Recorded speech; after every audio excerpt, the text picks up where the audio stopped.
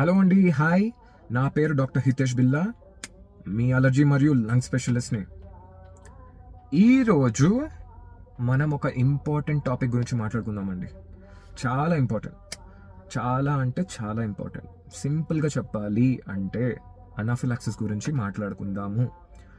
Anaphylaxis importance, అనాఫిలాక్సిస్లో ఏమి involve అయితే important, దేన్ని మనం కన్సిడర్ చేయకూడదు, ఈ సివియర్ అలర్జీలో ఏది మనం కన్సిడర్ చేయకూడదు అని మనము మాట్లాడుకుందాం. రైట్.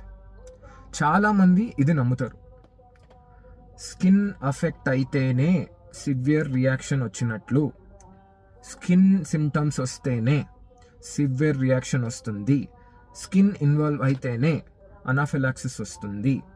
స్కిన్ సిమ్టమ్స్ అంటే దురద వస్తుంది, నాకు సివియర్ అలర్జీ వచ్చింది, దురద దద్దులు వస్తున్నాయి, నాకు అనాఫిలాక్సిస్ వస్తుంది. ఇది నమ్మద్దండి, ఇది నమ్మద్దు. ఎందుకంటే చెప్తాను. సివియర్ అలర్జీలో ఏమవుతుంది, గొంతు అఫెక్ట్ అవుతుంది, ఊపిరితిత్తులు అఫెక్ట్ అవుతుంది, గుండె అఫెక్ట్ అవుతుంది. గొంతు అఫెక్ట్ అయినప్పుడు ఏం లక్షణాలు వస్తాయి? గొంతు లోపల వాపు వచ్చి మాట్లాడడం ఇబ్బంది, హోర్స్నెస్ ఆఫ్ వాయిస్ అవ్వచ్చు, అంటే వాయిస్ చేంజ్ అవ్వచ్చు. బేసిక్గా ఊపిరి తీసుకునేటప్పుడు సౌండ్ వస్తుందండి, దీన్ని స్ట్రైడర్ అంటారు. నెంబర్ 2, లంగ్ సిమ్టమ్స్ అంటే ఊపిరితిత్తుల సిమ్టమ్స్, అంటే గాలి సిమ్టమ్స్, బ్రీతింగ్ సిమ్టమ్స్. ఏంటి?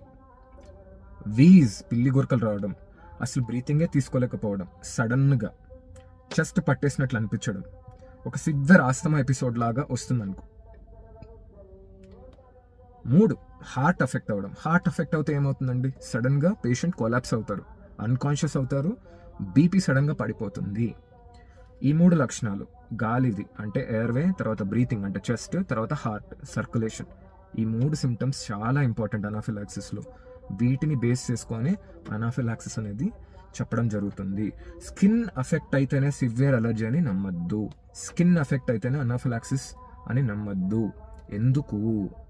గొంతు, లంగ్స్, చెస్ట్ అంటే ఈ హార్ట్ సిమ్టమ్స్ స్కిన్ కన్నా ముందే అనాఫిలాక్సిస్లో రావడం జరుగుతుంది. స్కిన్ అఫెక్ట్ అయ్యేంత టైం ఇవ్వకపోవచ్చు. ప్రతిసారి స్కిన్ వస్తేనే, స్కిన్ రియాక్షన్ వస్తేనే అనాఫిలాక్సిస్ సివియర్ అలర్జీ అని నమ్మద్దు. ఎందుకు?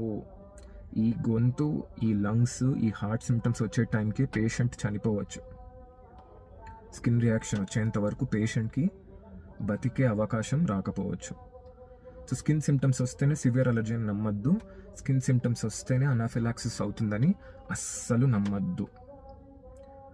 మీకు గనక గొంతు సిమ్టమ్స్ నేనైతే చెప్పానో, ఊపిరితిత్తుల సిమ్టమ్స్, హార్ట్ సిమ్టమ్స్ ఏవైతే చెప్తున్నానో, మీకు సివియర్ అలర్జీ స్టార్ట్ అయిపోయింది.